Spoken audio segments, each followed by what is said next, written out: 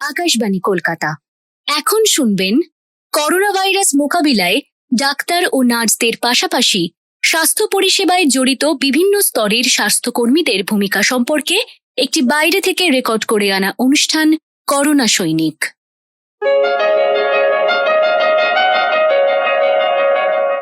Covid নামক এই মহাসমরে doctor এবং নার্সদের কথা আমরা বহুবার বলেছি, ভবিষ্যতেও বলবো, কিন্তু এর বাইরেও আরো হাজারো স্বাস্থ্যকর্মী আছেন যাদের নিরলস সংগ্রাম এই লড়াইয়ে অক্সিজেন যোগাচ্ছে প্রতিনিয়ত। আমরা বিভিন্ন স্তরের স্বাস্থ্যকর্মীদের সাথে কথা বলেছি, তাদের লড়াইয়ের কথা শুনেছি, শোনাবো আপনাদেরও। গ্রামাঞ্চলে বা শহরাঞ্চলে প্রতি 1000 জন মানুষ পিছু একজন আশাকর্মী কাজ করেন। কোভিড, ডেঙ্গু আর প্রাকৃতিক বিপর্যয়ের এই ত্রিফলা আক্রমণে কিভাবে পরিষেবা দিচ্ছেন তারা, জানবো তাদের মুখেই। প্রথমেই ডালিয়া দত্ত, একজন আশাকর্মী। এই মহামারীর সময়ে আমরা সমস্ত প্রতিকূলতা ও প্রতিবন্ধকতাকে ও সমস্ত পারিবারিক সমস্যাকে দূরে সরিয়ে মানুষের সেবার মহামন্ত্রে ব্রতী। নিজ এলাকাধীন ও অন্য এলাকাধীন কোনো ব্যক্তি কোভিড-19 আক্রান্ত হচ্ছে, তখন তার এলাকাধীন সমস্ত ব্যক্তিবর্গ তার থেকে দূরত্ব বজায় রাখছে। ঠিক সেই মুহূর্তে আমরা সমব্যথী হয়ে মনোবল বৃদ্ধি করতে সেই ব্যক্তি ও তার পরিবারের পাশে গিয়ে পথপ্রদর্শক হিসাবে বন্ধুত্বের হাত বাড়িয়ে দিচ্ছি এবং সেই সাথে নিজ অনুশীলন অধীনস্থ প্রাত্যহিক কাজকর্মগুলো সুসম্পন্ন করছি। ও যখন সবাই ভীত সন্ত্রস্ত, সেই সময়গুলি প্রতিদিন প্রাকৃতিক দুর্যোগকে উপেক্ষা করে অন্যান্য গৃহ পরিদর্শন সহ কোভিড-19 আক্রান্ত গৃহ ও পার্শ্ববর্তী গৃহগুলি পরিদর্শনের সময় আমরা গৃহে সর্দি, কাশি, জ্বর ও পায়ের আঙুলের ফাঁকে র্যাশ আছে কিনা, পেঁয়াজ রসুনের গন্ধ পাচ্ছে কিনা জানতে চাই। সাথে ডেঙ্গুর জন্য গৃহ পরিদর্শন করি, কোথায় জল জমেছে কিনা, ফুলের টবে বহিষ্কৃত কোনো পাত্রে জল জমেছে কিনা পরিদর্শন করি। আমি নিজ এলাকায় প্রতিদিন 63টি করে গৃহ পরিদর্শন করি। স্বাস্থ্য যদি একটি গৃহ হয়, তাহলে আমরা সেই মানবিক গৃহের স্তম্ভ। সমতল অঞ্চলে 5000 জনসংখ্যায় এক একটি উপস্বাস্থ্য কেন্দ্র থাকে, আর তার স্বাস্থ্যকর্মীর সংখ্যা 2। এই দুজন স্বাস্থ্যকর্মীদের কাজ হচ্ছে সেই অঞ্চলে মানুষের কাছে স্বাস্থ্য পরিষেবা পৌঁছে দেওয়া। শুধু কোভিড যুদ্ধ নয়, এই মুহূর্তে দাঁড়িয়েও টিকাকরণ কর্মসূচি, পরিবার পরিকল্পনা কর্মসূচি ঘরে ঘরে পৌঁছে দেওয়া এই স্বাস্থ্যকর্মীদের কাজ। এমনই একজন এএনএম স্টাফের সঙ্গে কথা বলেছিলাম আমরা। তার নাম শ্যামলী দাস। বর্তমান পরিস্থিতিতে করোনা অতিমারির আবহে সবাই যখন স্টে হোম স্টে সেফ এই নির্দেশিকা মেনে গৃহবন্দী, তখন স্বাস্থ্যকর্মী হিসাবে আমি ঘরের বাইরে। শুধু আমি কেন, আমার সহকর্মী, আমাদের ঊর্ধ্বতন কর্তৃপক্ষ সকলেই আজ মানুষের পাশে, মানুষের সেবায় সেবাব্রতী। প্রসঙ্গত বলে রাখি, আমি নিজে একজন ডায়াবেটিক পেশেন্ট। নিজের জন্য প্রয়োজনীয় সতর্কতা অবলম্বন করে আমি আমার সাব সেন্টারের সংলগ্ন অঞ্চলে এই কোভিড-19 পরিস্থিতিতে জনগণের সেবায় নিযুক্ত আছি। আমি চেষ্টা করি কাজের ক্ষেত্রে 100% দিতে। কোভিড-19 আমার এরিয়াতে নিয়মিত সার্ভের মাধ্যমে জনসাধারণের সঙ্গে যোগাযোগ রাখি, তাদেরকে কোভিড-19 সম্ভাব্য লক্ষণগুলি সম্বন্ধে বলি এবং আশ্বাস দিয়ে আসি স্বাস্থ্যকর্মীরা তাদের পাশে আছে। সার্ভের সময় কোনো জ্বরের পেশেন্ট পেলে আমি তাদেরকে আমার বিপিএইচসি ফিভার ক্লিনিকে পাঠিয়ে দেওয়ার ব্যবস্থা করি। এইসব পেশেন্টদের লাইন লিস্ট করে রাখি এবং নিয়মিত নজরদারিতে রাখি। এছাড়া যে সমস্ত জনসাধারণ বাইরের স্টেট বা কোনো সন্দেহজনক জায়গা থেকে আসছে, তাদের হোম কোয়ারেন্টাইনে থাকতে বলে বিশেষ নজরদারিতে রাখি। এছাড়া ইনস্টিটিউশনাল কোয়ারেন্টাইনে রাখার ব্যবস্থা করা আছে। এছাড়াও ফিভার ক্লিনিক থেকে নির্ধারিত পেশেন্টকে বিপিএইচসির মাধ্যমে সোয়াব টেস্টের ব্যবস্থা আছে। আমি স্বাস্থ্যকেন্দ্রে ইমিউনাইজেশন ক্যাম্প করে 0 থেকে 5 বছরের বাচ্চা এবং গর্ভবতী মায়েদের ভ্যাকসিনেশনের মাধ্যমে তাদেরকে সুরক্ষিত রাখার চেষ্টা করছি। মায়েদের নিয়মিত চেক আপ এবং নির্দিষ্ট টেস্টগুলো স্বাস্থ্যকেন্দ্র থেকে করে দিচ্ছি। কাউন্সেলিংয়ের মাধ্যমে কোভিড-19 সম্পর্কে অবগত করাচ্ছি।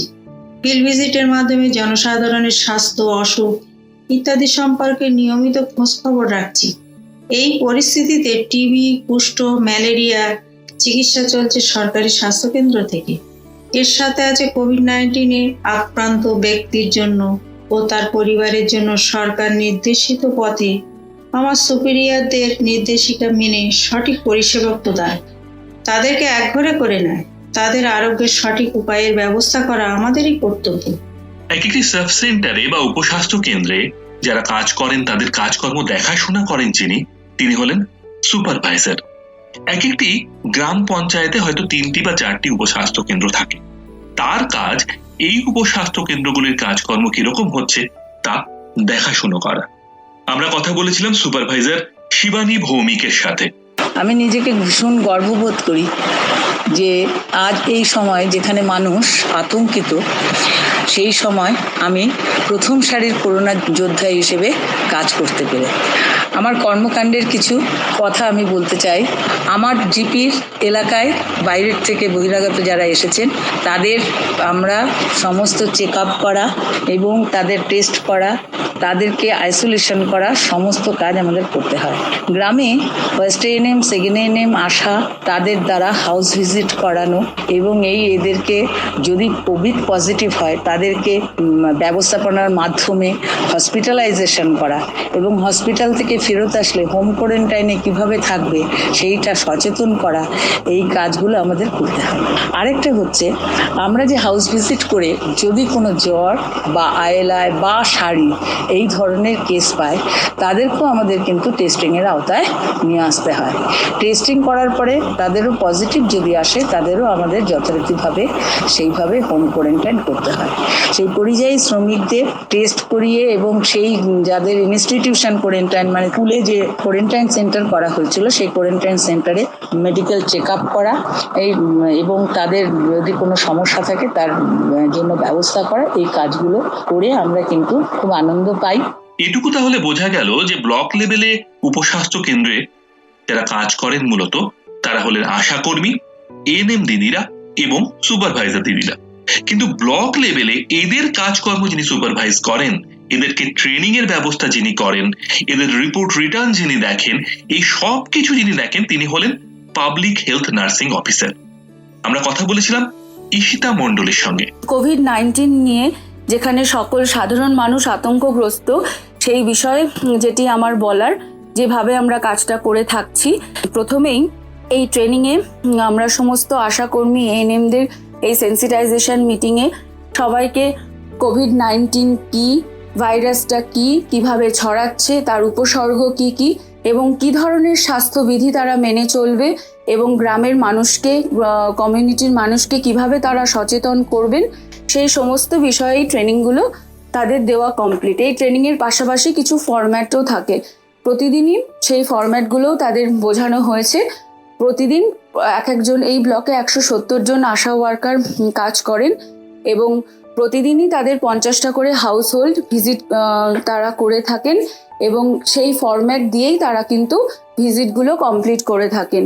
প্রত্যেক বাড়িতে তারা যাবেন, বাড়ি বাড়ি গিয়ে জিজ্ঞাসা করবেন বাড়িতে টোটাল ফ্যামিলি মেম্বার কতজন আছে, কেউ বাইরে থেকে এসছেন কিনা, কোনো মাইগ্রেন্ট লেবার বাইরে কাজ করেন এরকম কেউ এসছেন কিনা, কারোর কোনো সিমটমস আছে কিনা, যেমন জ্বর, সাধারণ যেটা আমরা বলে থাকি আইএলআই ইনফ্লুয়েঞ্জা লাইক ইলনেস, যেমন সাধারণ সর্দি কাশি জ্বর, বা এসএআরআই সিভিয়ার অ্যাকিউট রেসপিরেটরি ইলনেস, যে ভীষণ ধরনের শ্বাসকষ্ট তাদের হচ্ছে কিনা।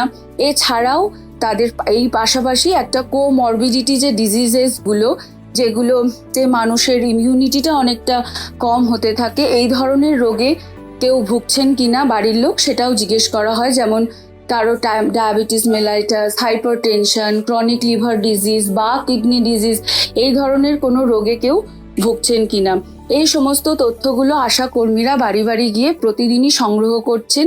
দিনের শেষে এই সংগ্রহিত রিপোর্টগুলো তারা এএনএম দিদিকে সাবমিট করেন, থ্রু এএনএম সেটা আমার কাছে এসে পৌঁছায় এবং আমি সেই রিপোর্টগুলোকে কম্পাইল করে সেখান থেকে আমরা কিন্তু ডিস্ট্রিক্ট অথরিটির কাছে সাবমিট করে থাকি। এটা হচ্ছে আমাদের ফার্স্ট সর্ট অফ স্ক্রিনিং। এই স্ক্রিনিং থেকে যে সাসপেক্টেড ক্লায়েন্ট লিস্ট উঠে আসছে, এই সাসপেক্টেড কেসগুলোকে আমরা কিন্তু প্রতিদিনই হসপিটালে সোম থেকে শনি ফিভার ক্লিনিক কন্ডাক্ট করা হচ্ছে, conduct by school health medical officer. তাদের কাছে সেই ক্লায়েন্টগুলো রেফার করা হচ্ছে এবং তারা দেখে যদি প্রয়োজন মনে করে থাকেন যে এই কেসগুলোর মধ্যে যারা সাসপেক্টেড ফর কোভিড-19 ফর তাদের সোয়াব টেস্ট করানোর প্রয়োজন আছে, তারা তাদেরকে রেফার করছে সোয়াব টেস্টের জন্য। নিশ্চয়ই আপনাদের চোখ এড়িয়ে যায়নি যে বিভিন্ন ব্লক হাসপাতালে বা বিভিন্ন হসপিটালে বা বিভিন্ন মিউনিসিপ্যালিটিতে বেশ কিছু স্যাম্পল কালেকশন কিয়স্ক রয়েছে এবং সেখানে বেশ কিছু মানুষ যারা পিপিই পরিহিত এই গ্রীষ্মের দাবদাহে অপরিসীম কষ্ট, অপরিসীম যন্ত্রণাকে মাথায় নিয়েও তারা এক মনে স্যাম্পল কালেকশন করে চলেছেন। এই স্যাম্পল কালেকশনেও কিন্তু এদের কাজ শেষ হয় না। এরপর সেই স্যাম্পল ল্যাবে পাঠানো হয়, দিন রাত্রি এক করে সেই স্যাম্পলের রেজাল্ট আউট করা, এবং সেখানে অবশ্যই মাইক্রোবায়োলজিস্ট বা প্যাথোলজিস্ট তাদের হেল্প করেন, কিন্তু ল্যাব টেকনিশিয়ানদের কাজটা কিন্তু কোনোভাবেই অগ্রাহ্য করা যাবে না। এমনই একজন ল্যাব টেকনিশিয়ানের সঙ্গে কথা বলেছিলাম আমরা, দীপঙ্কর সর্দার। বর্তমান ভারতবর্ষে কোভিড-19 অর্থাৎ করোনা ভাইরাস থেকে মানুষকে বাঁচাবার যে লড়াই চলছে, আমিও সেই লড়াইয়ের ছোট্ট একজন যোদ্ধা। নিজের জীবনকে ঝুঁকি রেখে পরিবারের আপনজনদের সঙ্গে থেকে এই যুদ্ধে সামিল হয়েছি।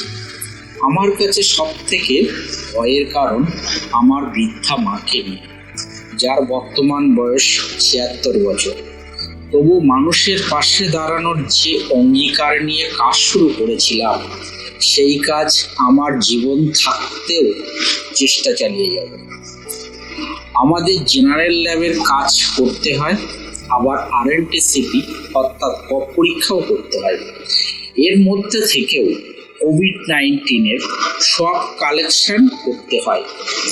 সব কালেকশন করবার সময় পিপি কিট, মাস্ক, গ্লাভস পরে তবে কালেকশন করতে হয়। এই পিপি কিট পরে থাকতে যে কি কষ্ট তা কেবল যে পরে থাকেন সেই বুঝতে পারে। সারা শরীর ঘামে ভিজে যায়, কপাল দিয়ে টপ টপ করে ঘাম পড়তে থাকে, চশমা ঝাপসা হয়ে যায়, চোখে ভালো দেখা যায় না। তবুও আমরা যুদ্ধক্ষেত্র থেকে পালিয়ে যাই না। বিভিন্ন হসপিটালের ফার্মেসিতে আমরা যাদের দেখে থাকি তারাই ফার্মাসিস্ট, কিন্তু সেখানে তাদের যে কাজটা সেটা হচ্ছে হিমশৈলের চূড়া মাত্র, কারণ এর বাইরে তাদের অনেক কাজ থাকে। আর কোভিড পরিস্থিতিতে তাদের কাজ অনেক বেড়ে গেছে। কি কাজ করছেন তারা এই কোভিড পরিস্থিতিতে? আমরা কথা বলেছিলাম ফার্মাসিস্ট কৌশিক পালের সঙ্গে। ফার্মাসিস্টের কাজটা মেনলি হয় দুটি লেভেলে, একটি হয় ডিস্ট্রিক্ট হেডকোয়ার্টার লেভেল এবং অপরটি হয় পেরিফেরাল লেভেলে। ডিস্ট্রিক্ট হেডকোয়ার্টার লেভেল মানে ডিআরএস এ আমরা যে সমস্ত ফার্মাসিস্টরা আছি তারা মূলত যেটা কাজটা করি কোভিড লজিস্টিক, মানে আপনারা সবাই জানেন যে পিপিই কিট যেগুলো পরে ডাক্তারবাবু সহ অন্যান্য স্টাফেরা একটা কোভিড পজিটিভ পেশেন্টের সামনে হাজির হতে পারেন।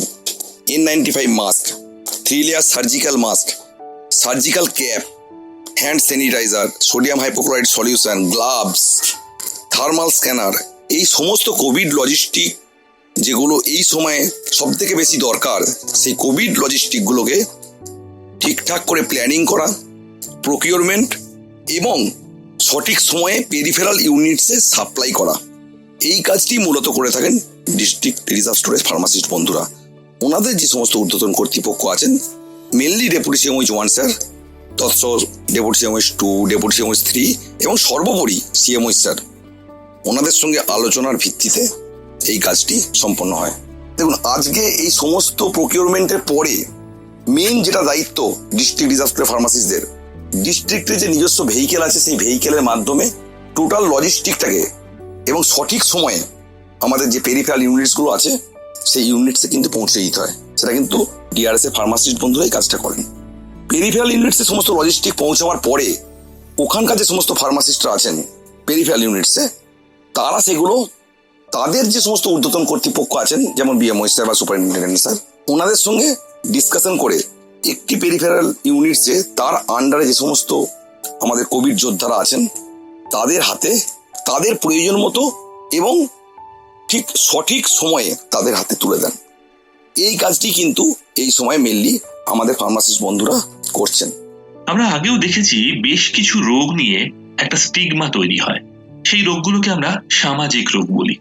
যেমন একসময় টিবি ছিল সামাজিক রোগ, কুষ্ঠ আজও হয়তো সামাজিক রোগ। এরকমই একটি রোগ করোনা, যেখানে কারো যখন করোনা হচ্ছে তখন তার প্রতিবেশীরা, তার আত্মীয় স্বজনরা তার সঙ্গে দূরত্ব বাড়াচ্ছেন। শুধু শারীরিক বা সামাজিক দূরত্ব নয়, একই সঙ্গে মানসিক দূরত্ব বাড়াচ্ছেন। সোশ্যাল ওয়ার্কারদের কাজ কিন্তু সুদূর প্রসারী। তারা এই কোভিড পরিস্থিতিতে কিভাবে কাজ করছেন, আমরা কথা বলেছিলাম সানি গাঙ্গুলির সঙ্গে। বর্তমানে এই কোভিড প্যান্ডেমিক সিচুয়েশনে বাকিদের মতো আমিও আমার নির্দিষ্ট কিছু কাজের বাইরেও কাজ করে থাকছি, তার জন্য আমি প্রতিজ্ঞাবদ্ধ। আমার কাজের কিছু দিক তাই আপনাদের সঙ্গে আজকে শেয়ার করতে চাই। আমি মূলত জেলার যে কোভিড হেল্পলাইন নাম্বারটা আছে সেটাই পরিচালনা করছি। এই নাম্বারে আসা প্রত্যেকটি কল আমি অ্যাটেন্ড করি। হতে পারে সেই কল কোনো রোগীর বাড়ির কোনো সদস্যের, হতে পারে রোগীর বাড়ির পাশের বাড়ি আমাকে ফোন করছে, হতে পারে কোনো আমজনতা আমাকে ফোন করছে, বা কোনো সরকারি আধিকারিক আমাকে ফোন করছে। আসলে প্রত্যেকটা কল আসে কিছু তথ্য জানার জন্য। কেউ তার নিজের বা তার পরিবারের সদস্যের কোভিডের রিপোর্ট জানতে চায়, কেউ তার আপনজনকে হসপিটালে ভর্তি করতে চায়, কেউ বা জানতে চায় যে তার কোভিড পজিটিভ হলে সে কী করবে, বা কারো কোভিড পজিটিভ হয়েছে সে এখন কি করবে, সে কি ওষুধ খাবে, সে কোথায় যাবে। এই সব তথ্য আমি আমার সাধ্যমতো দিয়ে থাকি। এখানেই শেষ নয়, আমার কাছে আসা কোনো কোভিড পজিটিভ ব্যক্তি যদি অ্যাডমিশন চায় তাহলে আমি আমাদের জেলার যে কোভিড হসপিটাল হয়েছে সেখানে যোগাযোগ করি। বেড যদি খালি থাকে তাহলে ওই পেশেন্টের যাবতীয় তথ্য আমি ওই হসপিটালের আধিকারিককে দিয়ে দিই এবং গাড়ি অ্যারেঞ্জ করার জন্য বলে দিই। এবার রইল রোগীর বাড়ির কথা। যদি তৎক্ষণাৎ ওই ব্যক্তিকে আমি বেড দিতে পারি তাহলে ওই ব্যক্তিকে আমি ফোন করে জানিয়ে দিই যে বেড হয়ে গেছে, অ্যাম্বুলেন্স আপনার বাড়িতে যাবে, আপনি রেডি থাকুন। এবার যদি বেড খালি না থাকে তাহলে ওই ব্যক্তির সম্পূর্ণ তথ্য আমি আমার উচ্চ আধিকারিককে দিয়ে দিই, অনুরোধ করি কিছু ব্যবস্থা করার জন্য। হয়তো একটা বেড যদি পাওয়া যায় অন্য কোনো হসপিটালে, সেইটা আমি ওনার কাছে অনুরোধ করি। এই কাজটা আমি দীর্ঘদিন ধরে করে আসছি। এছাড়াও আমি কিছু রিপোর্টের জন্য দায়িত্বরত। যেমন এই জেলাতে যে আশা সার্ভেলেন্স হচ্ছে, মানে আশা দিদিরা যে প্রত্যেকটা বাড়িতে বাড়িতে ঘুরে কোভিড, ডেঙ্গু, টিভি এই 3টি রোগের জন্য যে তথ্য সংগ্রহ করছেন, সেইটা আমি একটা রিপোর্ট আকারে সংশ্লিষ্ট দপ্তর মানে স্বাস্থ্য ভবনে পাঠিয়ে থাকি। এছাড়াও ধরুন কোথাও কোভিড পজিটিভ কোনো ব্যক্তি পাওয়া গেছে, সেই জায়গাটাকে যদি দপ্তর ভাবে যে আমি কন্টেনমেন্ট জোন করব, তো সেই কন্টেনমেন্ট জোনের প্রতিনিয়ত যে রিপোর্ট হয় সেই রিপোর্টটাও আমি সংশ্লিষ্ট দপ্তরে পাঠিয়ে থাকি। প্রত্যেক হসপিটালে এখন একটি ইনফেকশন কন্ট্রোল কমিটি থাকে।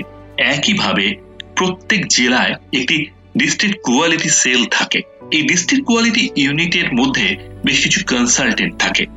এদের কাজ মূলত হসপিটালের ইনফেকশন কন্ট্রোল করা, বায়োমেডিক্যাল ওয়েস্ট ম্যানেজ করা। কিন্তু এই কোভিড পরিস্থিতিতে তাদের কাজটা কিন্তু আরো অনেক বেশি চ্যালেঞ্জিং, কারণ এখানে সংক্রমণের শৃঙ্খলটা ভাঙাই তাদের মূল চ্যালেঞ্জ।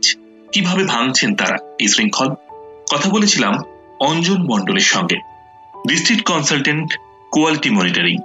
কোভিড-19 জন্য প্রথম যখন লকডাউন শুরু হয় তখন সমস্ত পাবলিক কমিউনিকেশন বন্ধ হওয়ার জন্য সিএমও স্যারের নির্দেশ মতো সমস্ত বিওএমএসের সাথে যোগাযোগ করে কিছু নতুন বাস রুট তৈরি করি এবং কতজন স্টাফ ওই বাস অ্যাভেল করতে পারে তার লিস্ট তৈরি করি। তারপরে কোভিড হসপিটাল এবং কোয়ারেন্টাইন সেন্টার থেকে বায়োমেডিক্যাল ওয়েস্ট কালেকশনের জন্য PPE, N95 mask, sodium hypochloride সলিউশনের স্টক মাঝে মধ্যেই চেক করি।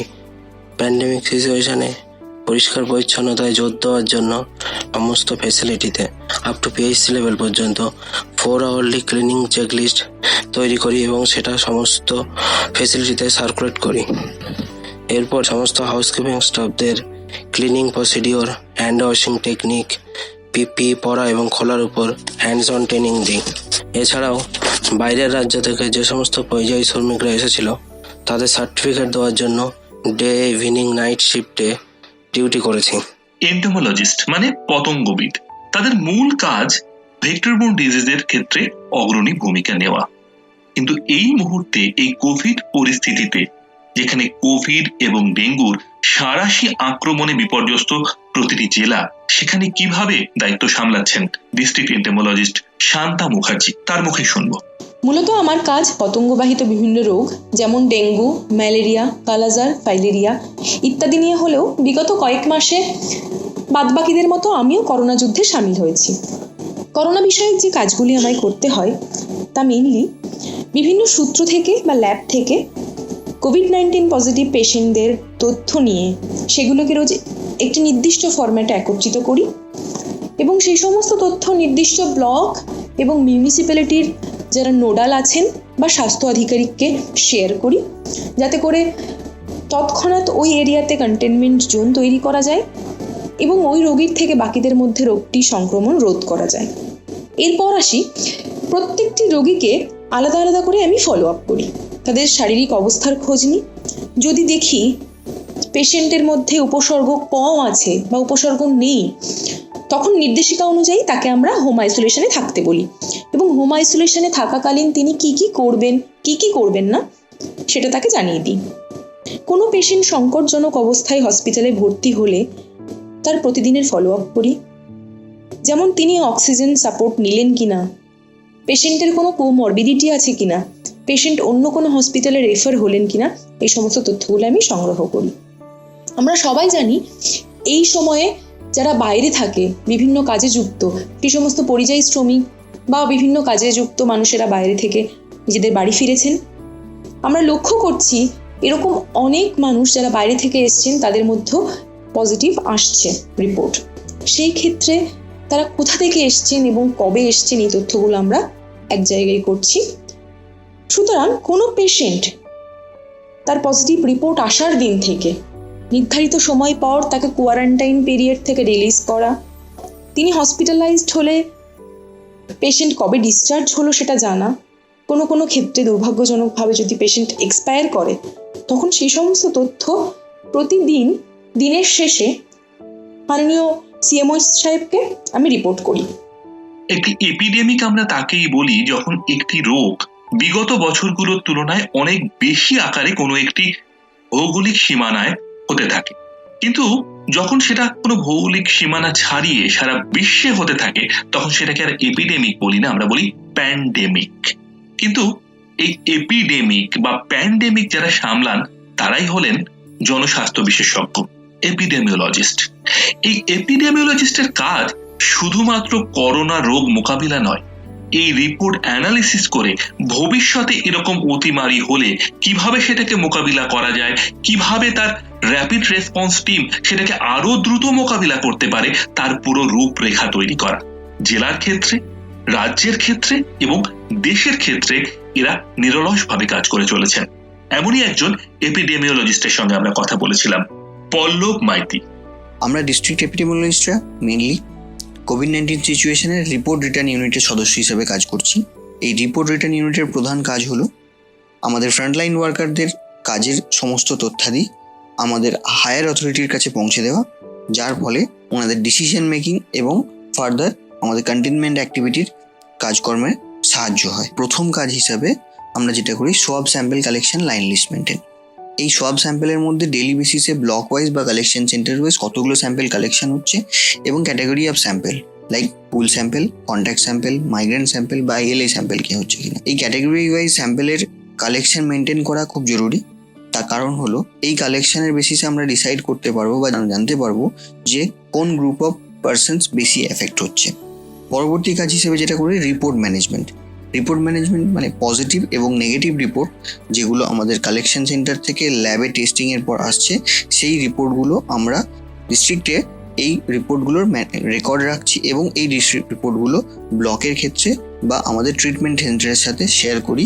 তার ফলে ওই ট্রিটমেন্ট সেন্টার সেই বেসিসে অ্যাফেক্টেড পার্সনদের ট্রিটমেন্টগুলো করতে পারে।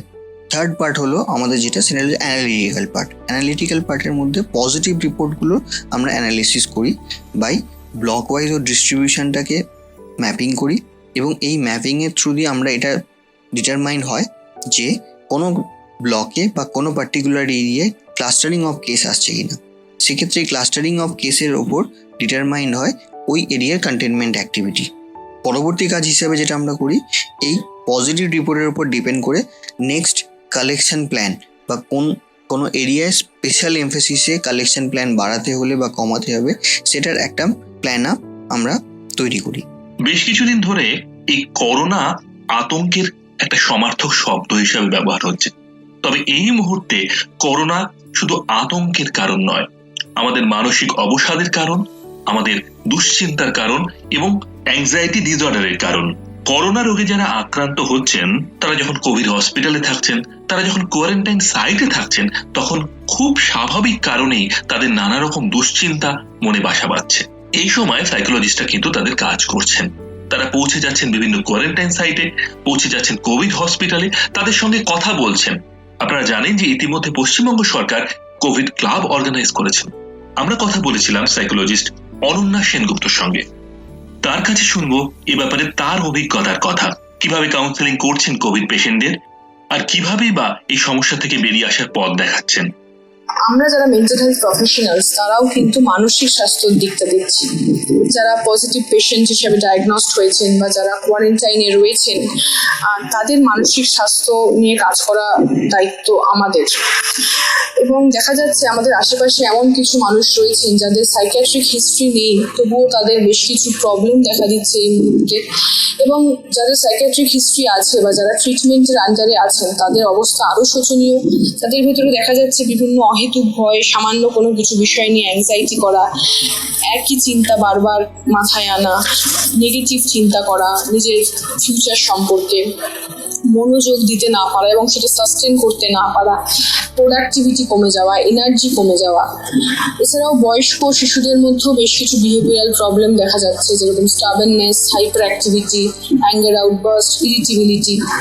এর পাশাপাশি যারা ইনস্টিটিউশনাল কোয়ারেন্টাইনে রয়েছেন এবং যারা পজিটিভ পেশেন্ট হিসাবে ডায়াগনস্ট হয়েছেন, তাদের মেন্টাল স্টেটও শোচনীয়।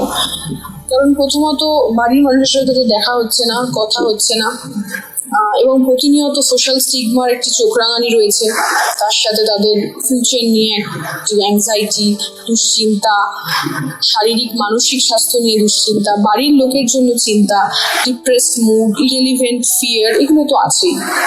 তাছাড়া যেসব বাচ্চা ইনস্টিটিউশনাল কোয়ারেন্টাইনে রয়েছেন, তাদের মানসিক বিকাশ এবং সামাজিক বিকাশ অবশ্যই ব্যাহত হচ্ছে। সে কারণে আমি তাদেরকে আলাদা করে সেশন নিচ্ছি, বিভিন্ন আইস ব্রেকিং টেকনিক ইউজ করে আমি র্যাপো এস্টাবলিশ করছি বাচ্চাদের সাথে, কারণ বাচ্চাদের সাথে র্যাপো এস্টাবলিশ করাটা খুব ডিফিকাল্ট হয়। তাছাড়া তাদের এডিএল বা অ্যাক্টিভিটি অফ ডেইলি লিভিং এর ওপর কাজ করছি, তাদের এক্সপ্লেনেশন অফ ইন্টারেস্টের ওপর কাজ করছি, বিভিন্ন অ্যাক্টিভিটি অ্যাসাইন করছি।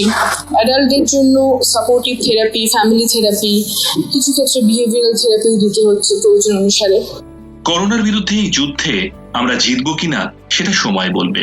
তবে করোনা সৈনিক মানে শুধুমাত্র যে ডাক্তার বা নার্স নয়, এমনই অগণিত স্বাস্থ্যকর্মী যারা বিগত 4 মাস ধরে নিজেদের ও পরিবারের মানুষের জীবন বিপন্ন করে কাজ করে চলেছেন। তাদের কুর্নিশ জানানোর এই সুযোগ আমরা হাতছাড়া করতে চাই না। কোনো একজন একা ব্যক্তি এই যুদ্ধ লড়াই করে জিততে পারবে না। প্রত্যেকের ভূমিকা এখানে নির্দিষ্ট। আসলে এই দলগত লড়াইয়ের পাশে আমরা সাধারণ মানুষ থাকতে পারি বা না পারি, আমরা অপ্রয়োজনে যদি বাড়ি থেকে না বেরোই এবং একান্তই যদি বাড়ি থেকে বেরোতে হয় মাস্ক পরাটাকে অভ্যাস করে ফেলি, তাহলে তাদের এই আত্মবলিদানকে শ্রদ্ধা জানানো হয়। এতক্ষণ শুনলেন করোনা ভাইরাস মোকাবিলায় ডাক্তার ও নার্সদের পাশাপাশি স্বাস্থ্য পরিষেবায় জড়িত বিভিন্ন স্তরের স্বাস্থ্যকর্মীদের ভূমিকা সম্পর্কে একটি বাইরে থেকে রেকর্ড করে আনা অনুষ্ঠান করোনা সৈনিক। গ্রন্থনা নির্মাল্য রায়, প্রযোজনা শুভায়ন বালা, আকাশবাণী কলকাতা।